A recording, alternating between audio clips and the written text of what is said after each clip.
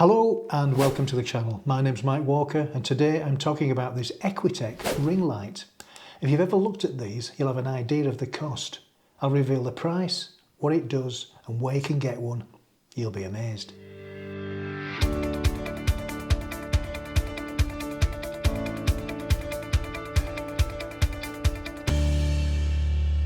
Before I tell you the price and where you can get one from, this is a quick description of what this thing actually does.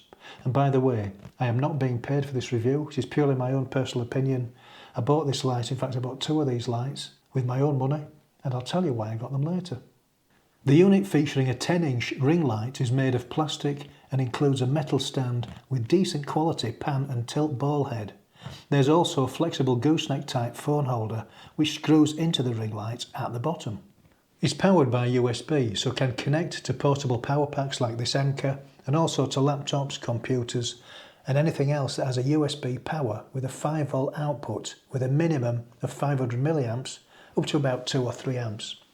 The phone holder can easily be turned landscape or portrait by means of an adjustable knob at the back for use on either YouTube, TikTok or Instagram. So YouTube landscape, TikTok portrait, Instagram portrait or square actually. You could do that on landscape, couldn't you, square. But it's got the facility to be able to turn it whichever way you want, so that's good. There's 2 meters of cable length with a controller that turns the unit on and off, dims the switches between RGB and 3 white light modes, and also has 32 colour modes, 15 static and 17 dynamic.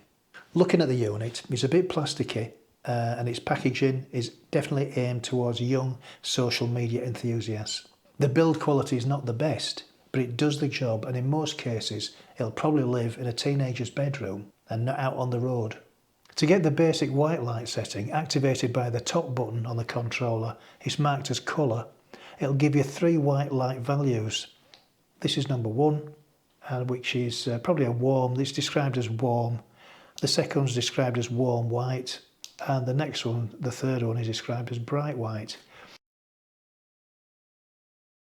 This is the view from my iPhone 13, and we're on the top button. It's got the colour, which has got your 3 white colours on it.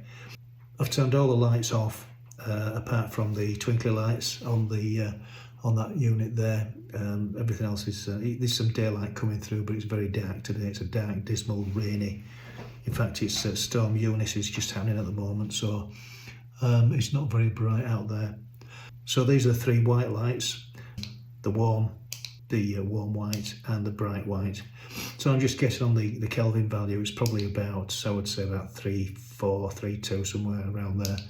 Then about 4.4, and then I would say 5.6 up to 6,000.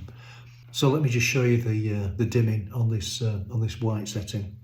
So we're going to go down 1, 2, 3, 4, 5, 6, 7, 8, 9. It's got 9 steps of brightness. Okay, so for the purposes of this demonstration, so you can see the colours a little bit better, I've just dropped the ISO down to 100 on the camera, and it's exposing for the colours as opposed to me, so I'm a little bit dark. But nobody wants to see me anyway, do they? So let's have a look at this. We've got 15 colours, and the first one there's red.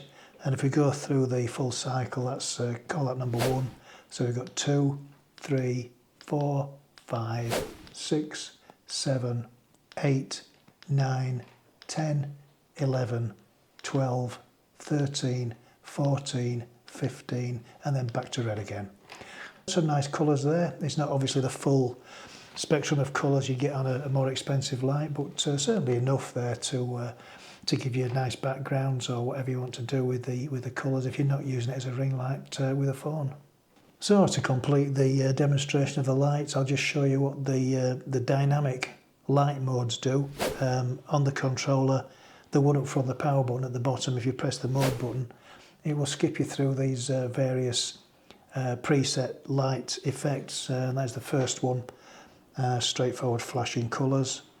And we press it again, and we've got like a pulsating colours, and we've got that effect there, and I'll just whisk through them for you.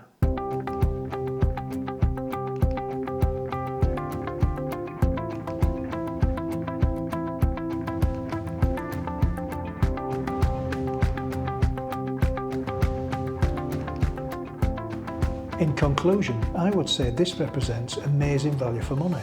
A few short years ago, you couldn't get an RGB light for less than a fortune. It's made in China, it's not particularly bright, it's not built like a tank, but for this price, you wouldn't expect it to be. When I saw it in Home Bargains for £8.95, I was staggered, so I bought two. I thought the sturdy metal tripod and the very decent metal ball head were value enough on their own, without the light. And I could use the light for lighting backgrounds, which I am now. There, that green one. I bought it for using as effects colours for lighting and filming products. All the B-roll I've shot in this review is done with these lights. You know, I've used the colours from these lights. Well, that's it for now. I bought lots of new tech lately. I've replaced my trusty GH5 with a full-frame Panasonic S5 and two new lenses. The Panasonic 35mm f1.8, which is filming me right now, and also the Panasonic 85mm f1.8, which I use to film all the B-roll in this review.